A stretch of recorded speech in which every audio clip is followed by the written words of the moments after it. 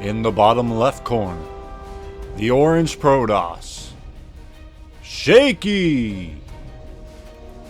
And in the top left corner, the red Zerg, Jaco. Jaco here coming off a big win against Shaky. The underdog coming through. We saw him lose on the ATAC so far in the first series. He's fighting for a second shot at the title, perhaps, if he can pull out a victory against Shaky in this series. And make no mistake about it, that was a big win for Jaco. Most of his wins in the BSL have come via the Baneling bust. And he showed against Shaky that, hey, he can go into the mid game, he can macro on 3 bases, and he can launch a formidable Roach Ravager attack with maybe some Hydras in the mix too for good measure, as Shaky over here harassing the natural expansion with this probe. Very good delay there from Shaky. That hatchery is going down a good 17 seconds later than it should be going down. Shaky entertaining to put a pylon down, but wisely Jaco moves in with an Overlord scout. Using that second Overlord to scout the natural just in case there's a pylon rush for possible proxy photon cannons. And we see here a quick cancel from Shaky. Was he serious about it? Well, we have a gateway down into Nexus. There was no forge that came down, so that was just a decoy ploy from Shaky. And he pulled a lot of drones off that mineral line in order to deal with that. So some mind games early from Shaky. He definitely likes to get active with that probe. Now Jaco is moving in here with this Overlord, scouting the natural expansion as we check out Jaco's first person camera, controlling his Overlords.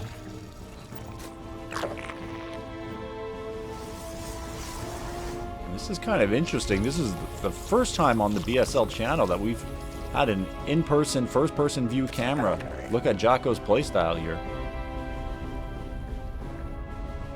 Definitely not a spam clicker as he takes that third hatchery. 2 queens coming out. We'll go back to the normal view now as Jaco takes that third hatchery at around 243. Nexus coming up for Shaky. We see here the key tech building now for Shaky is a Twilight. So it's going to be Twilight before Starporter Robo.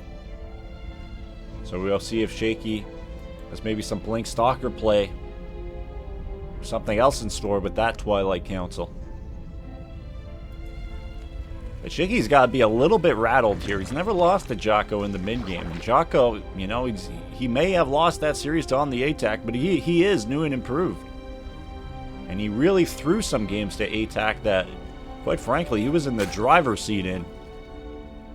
So if Jaco can just have a little bit more poise, a little more micro, it's going to be a real big problem here at the BSL.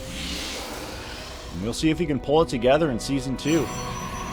As Shaky, very persistent with those pylons, wants to get a proxy pylon on the other side of the map. Now using that probe to scout the third base. Goes up the ramp looking for some information. But he must have assumed that there was a queen there anyways. And look at the respect from Jaco now putting a spine crawler down. If we go into Jaco's camera, we see him put the Roach Warren down, but he really has not scouted the tech of the Protoss player. No Overlord speed or anything of that sort. So since he's playing blind, he's just putting a safety spine down. Better than nothing. And he's really got to get better at getting critical information, especially against a Protoss player. There's so many builds available to the Protoss. DT Rush, Oracle First, 2 base all in, quick third, or air toss, double robo, just to name a few. That's why you really need to sack an Overlord. We're coming in there with Overlord speed. So now Shaky's getting his robo, Drones start to hit that mineral line at the third base. However, the worker count's pretty close. Jaco has not pulled ahead yet, despite the lack of activity in this game, or aggression in this game. Shaky getting his observer out now. From his side of the coin, getting some information would be really useful. You should be sending that observer to see what tech Jaco is going. But then again, these players know each other so well, and they don't actually alter their mid-game approaches that much. So maybe both players are just assuming what the other will do, and you know what? It might be a safe assumption. You see here again from Jaco, lack of mineral saturation at this natural. Oversaturation in the main. But he is up 10 workers on Shaky, who is taking a very late third base, if any at all. So is this maybe some two-base aggression from Shaky? We'll see, but his army count is actually looking a lot better than Jaco's right now. Jaco is on minimum units. Droning up now. Droning up that third. Nice to see from Jaco. That's the improved macro. Once again, the saturation a little bit unbalanced. Shaky here. Putting a second robo behind this before third nexus. So he's got no plans for the late game. He really wants to deliver powerful blow to Jaco before lurkers come out, ideally. And having said that, I think Shaky might as well get on the move here. We're already 7 minutes into this game. Moving outside to snipe this Overlord. But you know what? Jaco knows he had Overlord at both third base locations. He knows there's no third, so the alarm bell should be going off for Jaco, who's very light on units now. Shaky could just walk across the map and go unopposed. Get a quick W, but he doesn't know that. And look at this, Shaky. Despite the late third, decides to put it in a secret base location. And you know what? I kind of like the mind games, because Jaco's thinking, okay, it's a two-base all-in, therefore he's not going to look for a third base as ardently as he might otherwise do. Coming out here. Loading some minerals. I thought it was going to be a two-base push with that double robo before third base, but it looks like Shaky is now going for a third base at a late timing while still sneaking in this secret base. So the third base location, technically the fourth base as he batteries up here. 2 batteries at this position. And meanwhile, Jaco's gone into his classic Roach Hydra composition. The Zealots are now warping in here, getting taken out. Really nothing doing there for the Zealots. And you know what? I think just by building that hatchery, the creep expanded and therefore scouted that pylon. So maybe the location, not the greatest location from Shaky. Now, a bit of a ragtag Roach Hydra force out in the middle of the map. And this is what I mean by ragtag when you're, you know, I keep harping on this with Jaco, but when you're 9 minutes into the game and you're flexing on the map against a Protoss player, you have to know that this army is not very imposing, not very strong, not very high-tech. Not enough numbers to make Roach Hydra work here, but he's moving in anyways. And he pulls back here. And Shaky even shot his own Immortal, I think. But at least Jaco wisely pulled back. He's going to make a couple of Ravagers. But really, I would like to see some Lurkers or something. As we see the Lurker Den come down from Jaco. Better late than never. Fourth base up and running. But you know what? Shaky, he snuck this secret base. And with this third base coming up, his economy is actually doing pretty well. And look at Jaco, he's coming in here trying to get this Immortal. This Immortal was a little bit too far forward. That's an easy pickoff for Jaco. Now, he's moving back. Like these zealots. Really committed to the batteries. I don't think he wants to. Shaky's army is too strong to fight with the overcharges. Jaco dragging Shaky out beyond the batteries, but the Colossi are doing major work against these Hydras and Roaches. Now Shaky kiting back to the batteries. And Jaco taking out the batteries. But at what cost here? His army is getting thinned out. So Shaky's actually, they're trading here. Shaky falling back to another battery. And this Immortal on top of the ramp is doing work. Probes being pulled. Miles missing here. And now Shaky's going for the kill. These Ravagers are very wounded and not very tanky. So Jaco abandons that. And that's what I mean. The attack was not big enough to really dislodge Shaky's third base. You know, attacking into those batteries, that was crucial for Shaky. We see Jaco slightly more inefficient than Shaky, which is expected from a Zerg, but Jaco is not keeping up at the base count here in the late game, which is worrisome. He's running some links forward now into the mineral line, getting a nice wraparound on these Colossi as the Roaches are going to work. Shaky is walking back here. Jaco falling back, trying to threaten the Nexus, getting on top of these Immortals, but two more Immortals come out of the ramp and a round of Warp Zealots down there. I think these Warp Zealots will be able to distract the fire of the Roaches enough for the Immortals to go to town with the Colossi.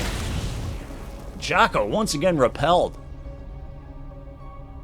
And a Roach Ravager dominant army, or Roach dominant army even, with not many Ravagers. It's not going to do great into the late game against a high-tech Protoss army. But we see here Corruptors at least being added to help with those Colossi. And Jaco did a great job getting 4 bases up, but he's kind of stalled his expanding here. And it's been 4 base to 4 base for a while. And that's not good for the Zerg player. They always need to be at least up 1 base. But if you look at the supplies, Jaco is much higher than Shaky's army. Shaky is going to have to rely on these batteries.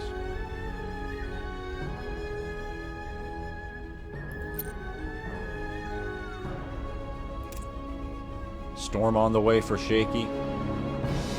+2 attack, +2 armor. Jaco's got 2 done. Just got melee 1 done. Coming forward here. And the Corruptors are getting on top of this Colossus. Others are being gunned down. But the Roaches will not do well against these Immortals under a battery as the overcharge goes down. And now we see Jaco has overmade Corruptors as they get taken out by these Archons even, but at least they took out the Colossus. But he doesn't have anything to deal with this Immortal Archon count of Shaky, and now Shaky is swinging across the map. 24 more Roaches on the way for Jaco. So we'll see if that'll be enough to defend. Jaco coming up the right side now.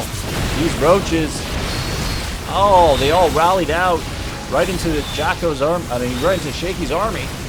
And so many Roaches went down there. 10 more on the way, but they're kind of willy-nilly fighting this army here. Now we got a decent road count on the southern flank, but with this reinforcing Colossus and Shaky stutter stepping, he is just wrecking Jaco right now. Storm goes on top of the Corruptors as the Archons finish him off. And I think Jaco may be close to being broken here. There's not much on the ground for Shaky, but it's enough to dictate the pace of these engagements. Especially if these Roaches just keep trickling in. More Roaches trickling to the front. He needs to fall back and gather his forces, but it might be too late now. And I feel like with a little more poise, Jaco could have held that attack. Even an Infestor on the way now for Jaco, but Shaky sensing the death blow, taking no prisoners.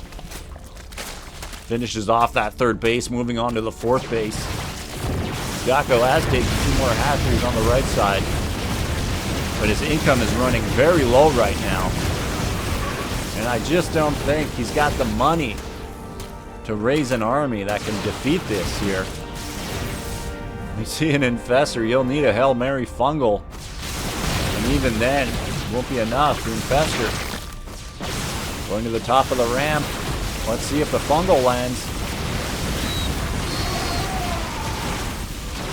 Oh my god, the Infestor doesn't even shoot a fungal, and Jaco is just falling apart at the seams here. Shaky taking a big victory.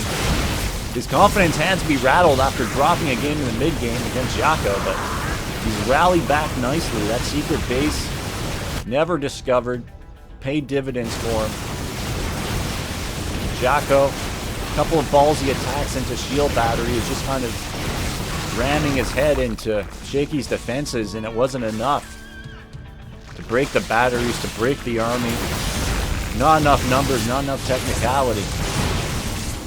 Jaco is just processing this loss now. Even a Stalker is going to work on that top right location. GG! This series is tied now, 1-1.